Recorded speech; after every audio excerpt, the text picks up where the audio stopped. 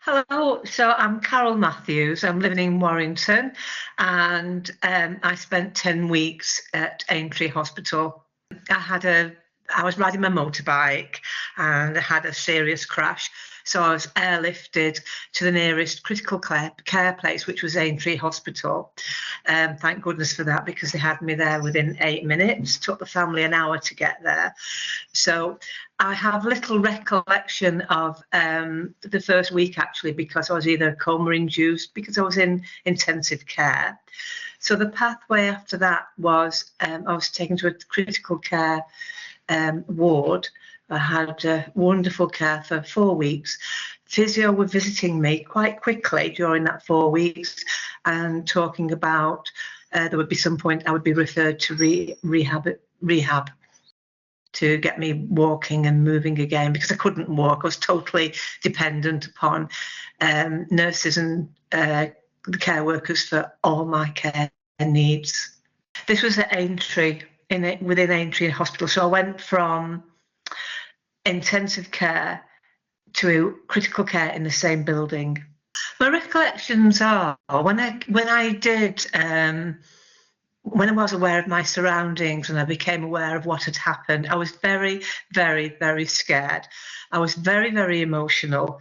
I was scared for the future. I couldn't see how I could get better. But on the first day at arriving at critical care, I can't remember the name of the lady, but somebody came to give me support emotionally. Did I need any emergency fundings? They explained everything on that day. Did I need a chaplain?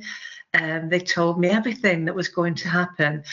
The nurses came in, the doctors came in every single day. And the biggest thing was the calmness and being informed of what had happened and what was going to happen. And that gave me and my family a lot of reassurance, even though I knew I had a long way to go and I had operations to face and then rehabilitation. I didn't know what that was going to be about. How could anybody fix me? How could anybody get me walking again? I was on my back for 4 weeks, depending upon everybody to feed me, clean me, wash me. And being informed was wonderful. And the calmness of it all and the professionalism gave me the faith in, whatever happens, I'm going to work with them and I'll get there. It was called the Sid Watkins building, and it was within the grounds of Aintree Hospital. And an ambulance had to take me for safety, even though it was only just round the corner. And they pulled up, and it was like, wow, it's so modern and beautiful, and trees and plants, because it was in the August, it was summer. I walked in and it was spacious and colourful, and there was a little bit about Sid Watkins himself, which I read, and it told us how the building came about. And then I was taken to my room, and it was like, wow, this is like private healthcare. I expected to go in a bay. It was a spacious room with a window with trees outside. I hadn't seen any greenery for 4 weeks. I had my own bathroom. There was a television there. There was chairs for visitors, chairs for me. It's like, is this really just for me? And it was. And on the first day, well, within 5 minutes of arriving, I was shown my room and then taken straight out and shown the whole department. I was so impressed with the calmness, the cleanliness, the facilities. There was a communal dining room, a place to sit and relax if you could, or be pushed there in a wheelchair in my case. You could watch the TV there. I was like, yeah, I'm going to get better here. I don't know how they were going to do it. That was yet to come, but I thought, I like it here. It was structured. It was tailor-made for my needs. So again, it was being kept informed. The doctors came, introduced themselves, nurses introduced themselves. Then I was told I would be going under the care of the physiotherapist and the occupational therapist. And on that first day, they came and introduced themselves and told me how it would work, There was a board in the corridor where you could see what time your physio was, your occupational therapy was. They showed me a kitchen where I would eventually go to start, helping me to stand and make a cup of tea and what have you. It was just, I couldn't believe that we have these facilities. I thought, how lucky are we in the NHS to have something like this? It made me very emotional, to be quite honest, very emotional. And the next day, I started the physio and the occupational therapy straight in there.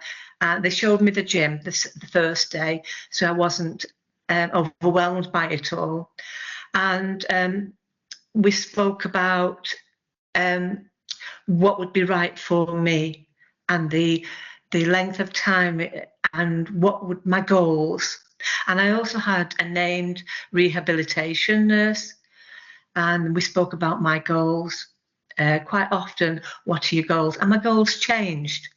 But, my first goal was I just want to stand up. And then my goals would change as I was improving. And those goals would be set. And most importantly, those goals were met. I was discharged from the Sid Watkins unit, and everybody came in and said goodbye and good luck and gave me a hug. And I'm now, they set in place physio within the community. And I also have to go to a clinic for a wound dressing in the community. I have to do exercises at home in between going to see the physio at my local hospital. All that was within 10 days of arriving home, and I was expecting it to be longer. They said it can take time. It was the speed of everything and everything put into place. And I've tried to be proactive in that. I've asked my GP to refer me to my local gym, because I was a regular gym attender before the accident, and they are in place for people like me in addition to the physiotherapy. So it's been proactive myself as well, which is very important. And I can walk around the house now without a stick, whereas 4 weeks ago I was still being helped in physio. And it's because of the physio and the occupational therapy that have got me to this stage. The rest is up to the community and myself. And it's great just standing up and walking around. And I'm doing chores in the house. Never thought I would do that. And here I am, thanks to the rehab centre. Wonderful, wonderful people in there. The future's looking very, very positive, because I can see that each week I'm improving. And for me, the future is getting back to the activities that I enjoyed before the accident, which is going to the gym, looking after my grandchildren, which brings me so much pleasure, gardening, and putting all this behind me, which was very difficult in the beginning because I'm having flashbacks. I had to have help with that, a psychiatrist, which helped me to move on from that. So the future is looking very, very positive. And I'm going to get back to the gym. No more motorbikes. Motorbike is gone. End of. 4 wheels only from now on.